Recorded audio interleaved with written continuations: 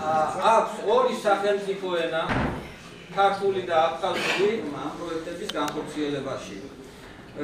ჩვენ საზოგადოებაში დღეს შევხვდით ჩვენ ბათუმის საზოგადოების წარმომადგენლებს განსაკუთრებით ხაზი გაუსვა ბათუმში მცხოვრებ აფხაზურ ეთნიკურ აფხაზებთან შეხვედრა იყო ჩვენ აფხაზურ საზოგადოებასთან, რომ ჩემი სამინისტრო გარდა კონფლიქტის მოგვარებისა მუშაობს ინტეგრაციაზე და ჩვენ მნიშვნელოვანია ბათუმში პრობლემა ნამდვილად არ არის, მაგრამ მაინტერესებდა რა პრობლემები აქვს თუ აქვთ მათ აქ რომ მათი ხედვები აფხაზეთთან ურთიერთობებისა კონფლიქტის მოგვარებისა, იმიტომ რომ მათ უახლესად ჭირო კონტაქტები აქვთ აფხაზეთთან. ამიტომ მათ ხელთ არსებული ინფორმაცია უნიკალურია. აქ ჩვენ აფხაზეთის დაბრუნების საკითხებს არ განვიხილავთ, განვიხილავთ რას აკეთებს მთავრობა, რათა ამ მიმართულებით გადავდგათ ქმედით ნაბიჯები, ეს იყოს ჩვენი მთავარი ამოცანა დღეს. ადამიანებს უნდა დაველაპარაკოთ ისე, როგორც ჩვენ უნდა დაგველაპარაკოს მან.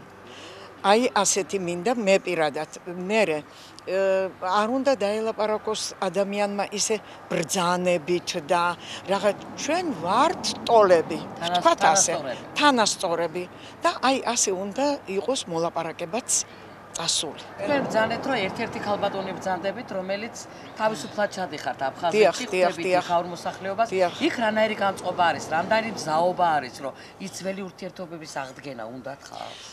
ხალხს მე მგონი ძალიან უნდა ხალხს უნდა რომ ჩვენ არ დავკარგოთ ერთმანეთი. მე რომ მოусმინე ბატონ პაადას, აი თითქოს და აი დათბობის მაგვარი რაღაცა სიტუაციები უკვე შეიმჩნევა. მე არ ვიცი, როდის გადაწყდება ეს ყველაფერი. მაგრამ მე მაგალითად მჯერა, რომ დღეს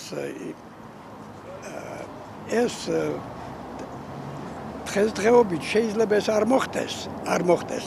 ჯერ სიტუაცია თვითონ შესაძლებელი, ჯერ საქართველოს უნდა მოგვარდეს საკითხის. მე დღეს საკითხი დავსვის სტატუსის შესახებ და ესეც გასარკვევია, ამას მთელი აფხაზეთი ელოდება, ამ კითხვის პასუხს ელოდება. და თლიანად აი ასე ამ კითხვაზე ბატონო პაატა მე ვერ გამცა პასუხი, უფრო სწორედ ასე ვიტყვი, ვიდრე არ გამცა. ვერ გამცა, იმიტომ რომ ჯერ შეიძლება ეს ჩამოყალიბებული არ იყოს ჩვენს მთავრობაში, ახალშექმნილ მთავრობაში. მე იმედი მაქვს, რომ ალბათ გადაცლება ეს ამბავი.